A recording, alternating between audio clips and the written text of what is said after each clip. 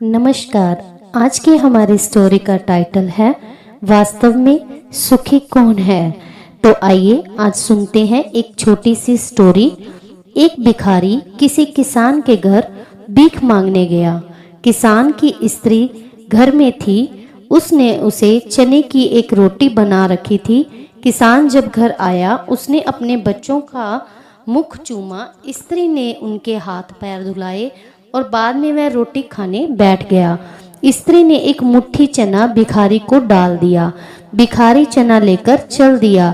रास्ते में भिखारी सोचने लगा, हमारा भी कोई जीवन है। दिन भर कुत्ते की तरह मांगते फिरते हैं, फिर समय बनाना पड़ता है। इस किसान को देखो, कैसा सुंदर घर है। घर में स्त्री है, बच्चे हैं, अपना अन्न समय पैदा करता है और बच्चों के साथ प्रेम से भोजन करता है। उसे कहीं भी मांगने भी नहीं जाना पड़ता। तो वास्तव में सुखी तो किसान ही है। इधर वह किसान रोटी खाते खाते अपनी स्त्री से कहने लगा, बड़ा बैल बहुत बूढ़ा हो गया है, अब वह किसी तरह काम नहीं देता। यदि किसी से कुछ रुपयों का इंतजाम हो जाए तो इस साल का काम चले। सोच रहा हूँ कि साधु राम महाजन से ब्याज पर रुपए लेकर नया बैल खरीद लूं। भोजन करके वह साधु राम महाजन के पास गया। बहुत देर आजू मिन्नत करने पर उसने 1 रुपया सैकड़ों ब्याज पर लेकर लेना स्वीकार किया। एक लोहे की तिजोरी से साधु राम ने एक थैली निकाली और गिन कर रुपए किसान को दे दिए। रुपए लेकर किसान अपने घर को चला। वह रास्ते में सोचने लगा कि हम भी कोई आदमी हैं। घर में 5 रुपए भी नगद नहीं है। कितनी आरजू विनती के बाद रुपए मिले हैं। साधु राम कितना धनी है, उसके पास तो सैकड़ों रुपए हैं। वास्तव में सुखी तो वह साधु राम ही है। साधु राम छोटी सी कपड़े की दुकान किए था।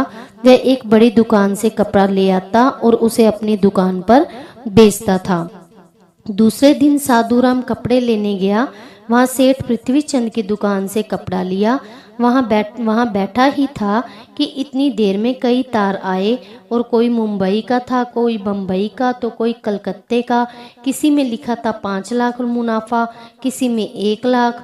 तो साधु महाजन यह सब देखता रहा और कपड़ा लेकर वहाँ से चल पड़ा। रास्ते में सोचने लगा कि हम भी कोई आदमी हैं।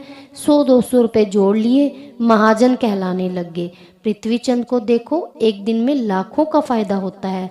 वास्तव में सुखी तो यही है। उधर पृथ्वीचंद बैठा ही था कि इतने में तार आ गया कि 5 लाख रुपए का घाटा हुआ। वह बड़ी चिंता में था कि नौकर ने कहा कि आज आपकी राय बहादुर सेठ के यहाँ दावत है, आपको जाना है। मोटर तैयार है। पृथ्वीचंद मोटर पर चढ़कर राय बहादुर की कोठी पर चला गया। वहाँ सोने चांदी की कुर्सियाँ पड़ी थी।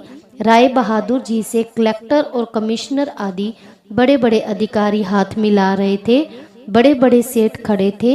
वहाँ पृथ्वीचंद सेठ को कौन पूछता। वह भी एक कुर्सी पर जाकर बैठ गया।